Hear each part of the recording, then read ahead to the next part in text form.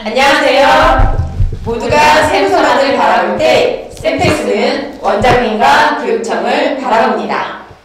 쌤텍스는 학원업 전문 세무그룹으로 원장님들의 세무에 대한 답답한 갈증을 시원하게 풀어드리겠습니다. 오늘은 어떤 주제를 가지고 이야기를 나누어 볼까요?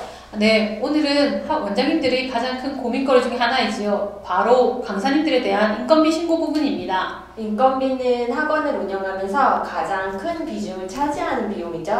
네, 매출액 대비 거의 절반 이상을 차지할 정도로 비중이 높습니다.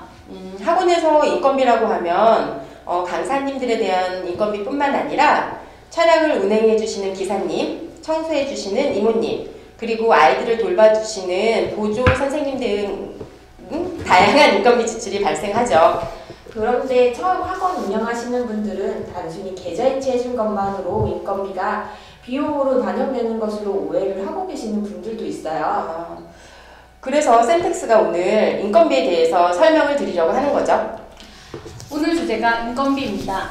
그럼 인건비 신고에 있어서 가장 중요하게 생각을 해야 할 게 무엇이 있을까요? 우선 가장 중요한 것은 원천세 신고겠죠. 강사 그리고 학원에서는 다양한 분들이 일을 하시는데 그래서 근로자라고 표현을 할게요.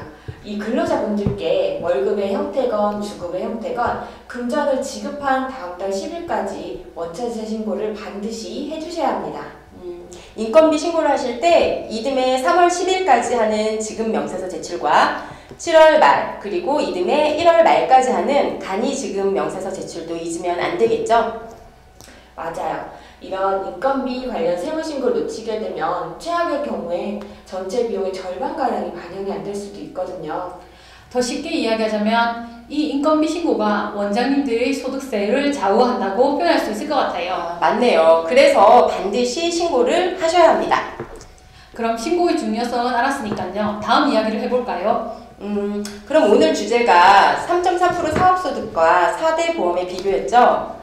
오늘의 이야기는 둘 중에 어느 것으로 인건비를 지급해야 근로기준법상 맞느냐 이런 문제는 차치하고요. 어쨌든 두 가지 신고 방식이 가장 많이 적용이 되시니 그 단순한 비교만 해보도록 할게요. 그렇죠. 사실 근로자성이 있느냐 없느냐에 따라 그리고 산재보험 적용의 실업수당 적용 등 생각해 볼 여지가 많기는 한데 이런 이야기는 다음에 해보도록 하고요. 그럼 이 두 가지 가장 큰 차이점은 뭘까요? 네, 바로 4대 보험료의 납부 여부인데요. 3.3%를 적용하는 인건비 신고는 4대 보험에 대한 납부 의무가 없죠. 그렇죠. 가입을 안 하니까요. 하지만 말씀드린 것처럼 지금 전국의 많은 원장님들이 3.3%를 적용해서 인건비 신고를 하고 계시죠. 분명 이건 리스크가 있기는 해요. 맞아요. 이 이야기도 할 얘기가 많은 주제라 다음에 별도 시간을 잡아서 이야기하도록 해요. 그럼 4대 보험료 말이죠. 얼마나 더 부담을 하게 되는 걸까요? 간략하게 설명드리자면 총 급여액을 기준으로 원장님은 9.7%, 그러니까 약 10% 정도 더 부담하시면 되고요. 근로자는 8.7%, 그러니까 약 9% 정도 부담하시게 됩니다.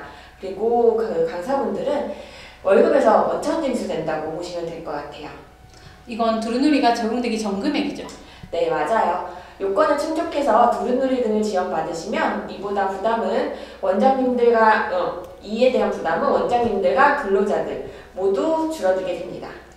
그리고 여기에 근로자분은 별도의 소득세와 지방세 부담을 잊으면 안 되겠죠? 사실 이런 부담 때문에 과거의 회계사무실에서는 3.3% 사업소득 적용을 많이들 추천했습니다. 하지만 변화된 근로 환경에 따라 여러 가지 요인을 고려해야 하는 상황이 되었어요. 오늘은 한 번에 인건비 신고에 대한 여러 가지 이야기를 나누어 보았는데요. 학원은 인건비를 빼놓고는 이야기하기가 어렵죠. 네, 원장님들에게는 오늘 필요한 이야기가 많았던 것 같아요. 다음에도 학원에 관련된 세무 이야기를 어렵지 않게 설명을 해보도록 하겠습니다. 모두가 세무서만을 바라볼 때 쌤텍스는 원장님과 교육청을 바라봅니다. 그럼 안녕히 계세요.